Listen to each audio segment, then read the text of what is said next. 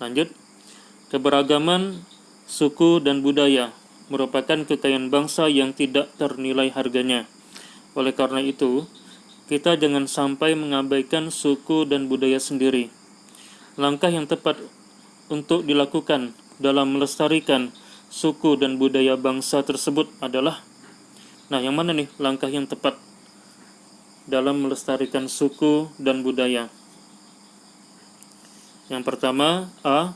Menerima budaya asing sebagai budaya kita juga. Tentu ini tidak baik. Yang kedua, mengenalkan budaya ke anak cucu dengan membuat program dan fasilitas yang relevan. Inilah langkah yang tepat dalam melestarikan budaya, yaitu memperkenalkan kepada anak cucu. Yang C. Menyaring budaya asing yang masuk. Ini tepat, ini positif. Tetapi yang pertanyaan di sini adalah langkah yang tepat untuk dilakukan dalam melestarikan. Jadi kalau melestarikan tentu harus mengenalkan budaya ke anak cucu. Yang D. Lebih sering menggunakan budaya asing ketimbang budaya sendiri karena lebih menarik. Ini negatif. Jadi jawabannya B. Pertanyaan berikutnya. Salah satu prinsip persatuan dan kesatuan adalah prinsip Bhinneka Tunggal Ika yang memaknai kita agar yang A. Mencintai tanah air, mempersiapkan sebagai warga negara untuk mencintai tanah airnya. Oke, kita lewati dulu, karena kalau mencintai tanah air itu berarti lebih kepada patriotisme. Yang B. Mengakui bahwa bangsa Indonesia memiliki keragaman suku, bahasa, agama, dan adat kebiasaan. Oke, kita lewati dulu. Yang C. Memiliki kebebasan dan tanggung jawab terhadap diri sesama dan kepada Tuhan Yang Maha Esa. Oke, ini jelas keliru karena di sini berkaitan dengan Bhinneka Tunggal Ika. Yang D. Mempunyai cara pandang terhadap diri dan lingkungannya yang merupakan satu kesatuan ideologi, politik, ekonomi, sosial, budaya. Kalau yang ini pengertian daripada wawasan Nusantara. Maka yang lebih tepat adalah B. Mengakui bahwa bangsa Indonesia memiliki keragaman suku, bahasa, agama, dan adat istiadat. Inilah prinsip Bhinneka Tunggal Ika. Berikutnya. Cara pandang bangsa Indonesia tentang diri dan lingkungannya sebagai satu kesatuan ideologi, politik, ekonomi, sosial, budaya, dan pertahanan keamanan disebut, tadi sudah kita sebutkan, itu adalah pengertian dari wawasan Nusantara.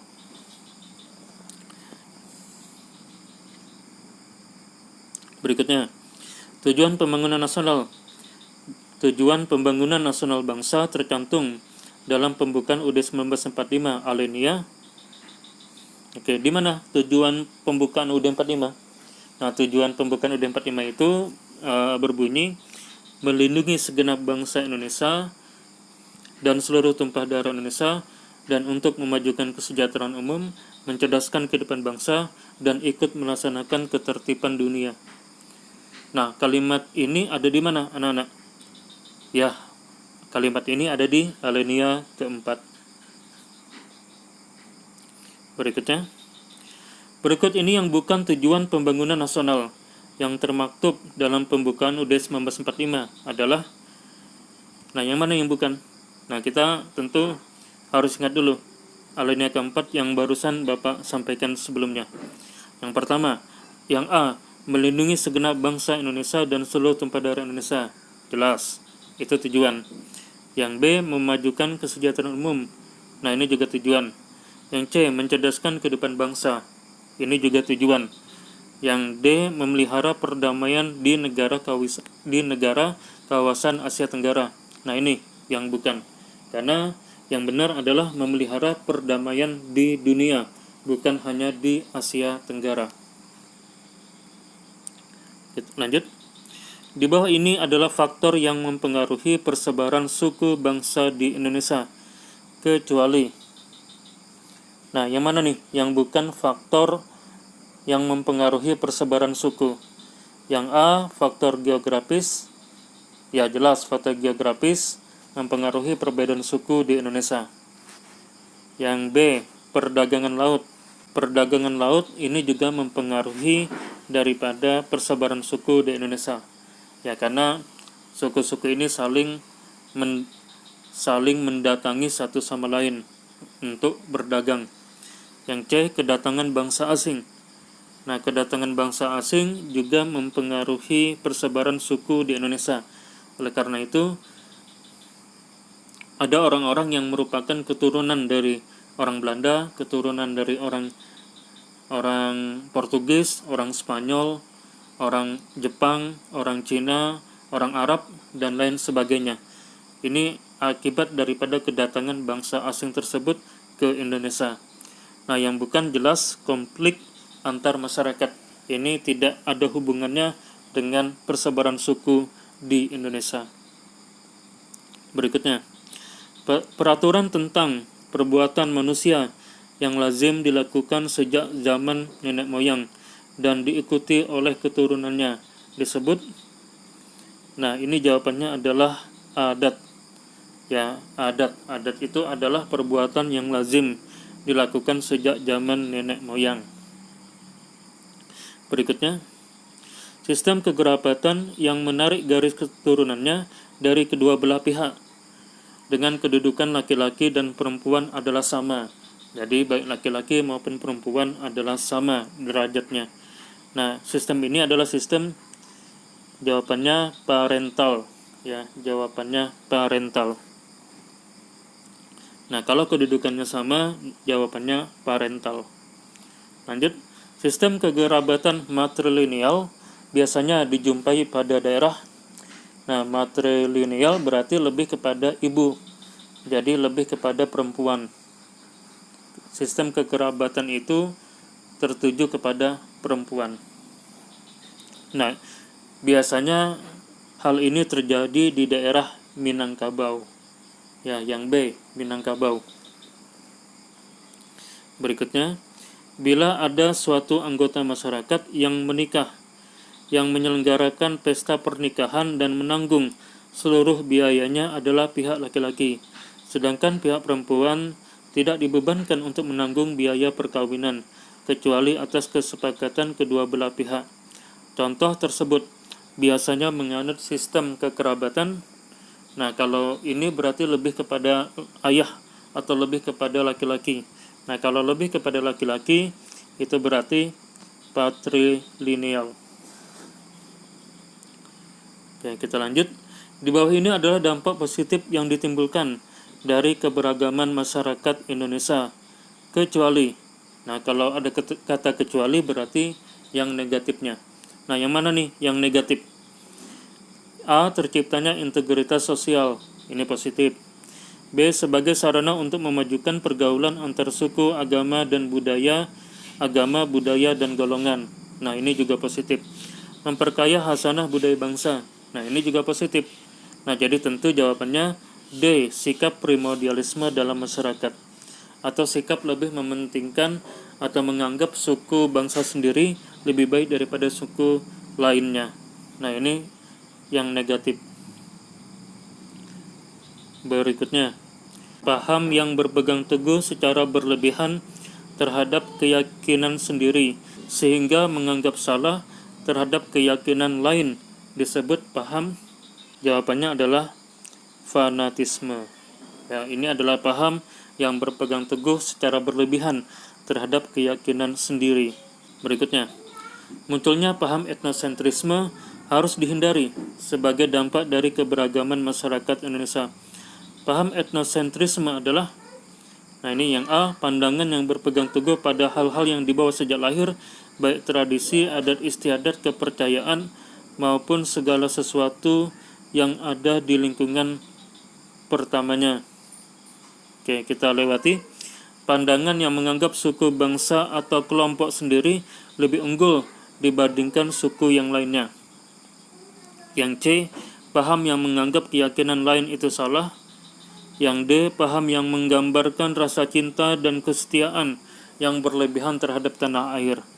Nah, di sini yang lebih tepat adalah yang B.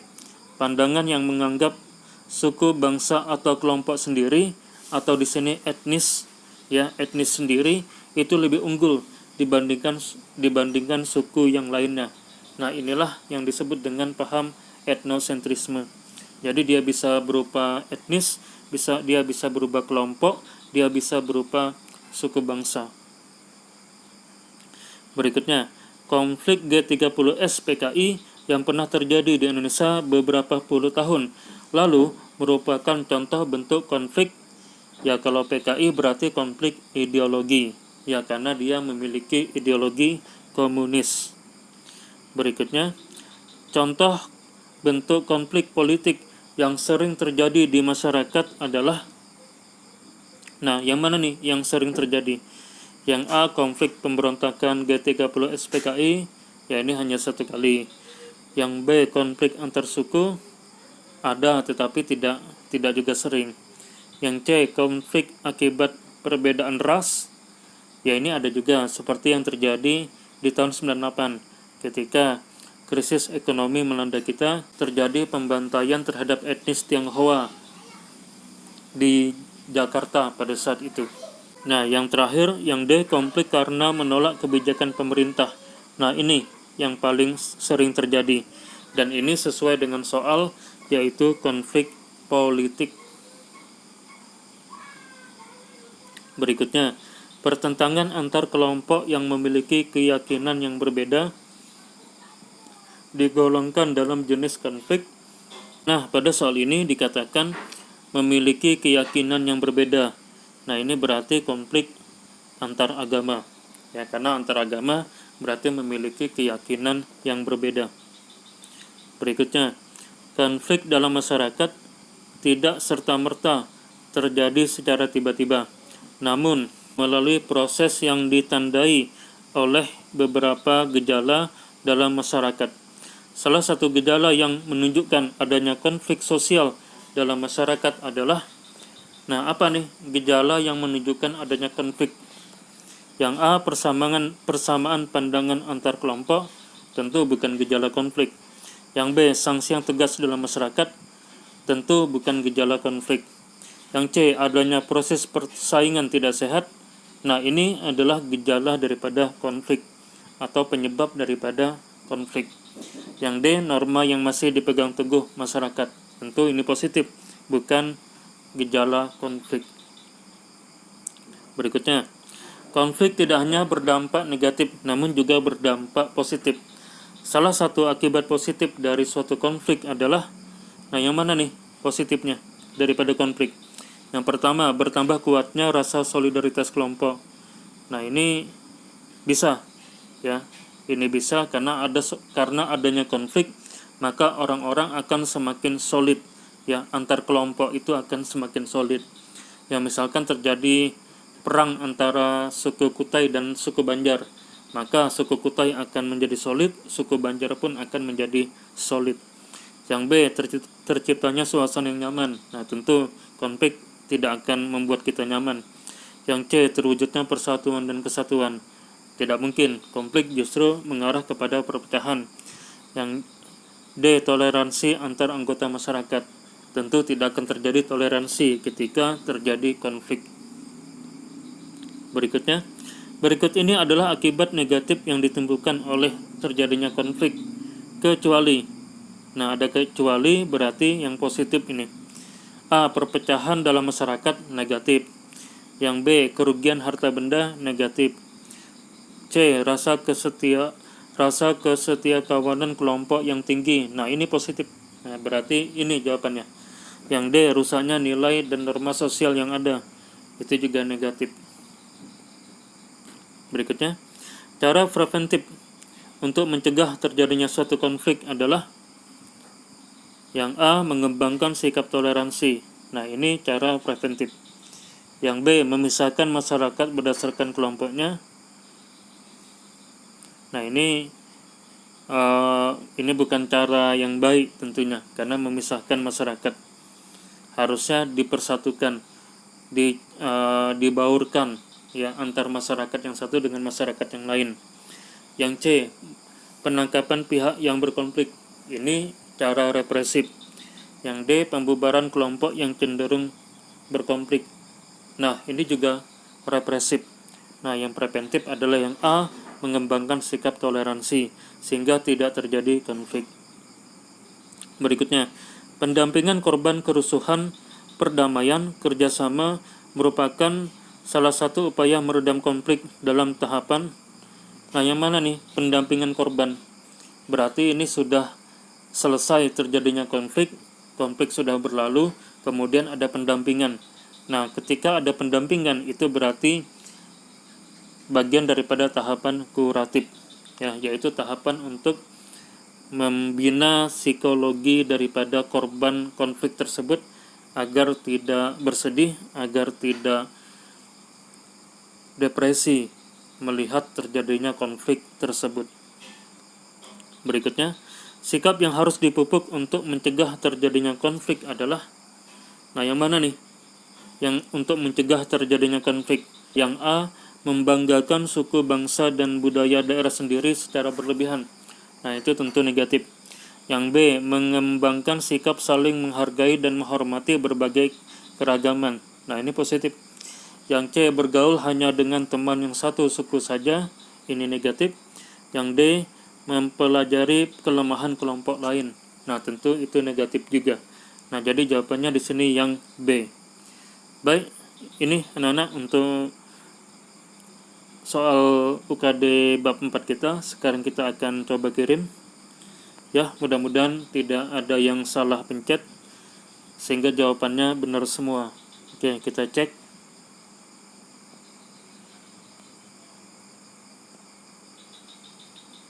Oke, benar semua jawabannya, kita mendapatkan nilai 100. Ya, inilah anak-anak untuk remedial, kegiatan pembelajaran remedial kita. Silakan bagi yang nilainya di bawah 70, ya, yang nilainya di bawah 70, silakan untuk mengerjakan UKD bab 4 ini sekali lagi. Ya, mudah-mudahan mendapatkan nilai 100. Ya, jika masih kurang yakin mendapatkan nilai 100, silahkan tonton lagi video ini, diulang lagi sehingga yakin, dan kemudian kerjakan soalnya dan pastikan kita mendapatkan nilai 100. Nah, jika juga belum dapat nilai 100, maka kerjakan lagi dan lagi sampai betul-betul mendapatkan nilai 100. Nah, itulah program remedial kita saat ini. Baik, terima kasih. Mohon maaf apabila ada kekurangan, kehilafan, dan kesalahan. Kita akhiri pembelajaran remedial ini. Wassalamualaikum warahmatullahi wabarakatuh, dan salam sejahtera untuk kita semua.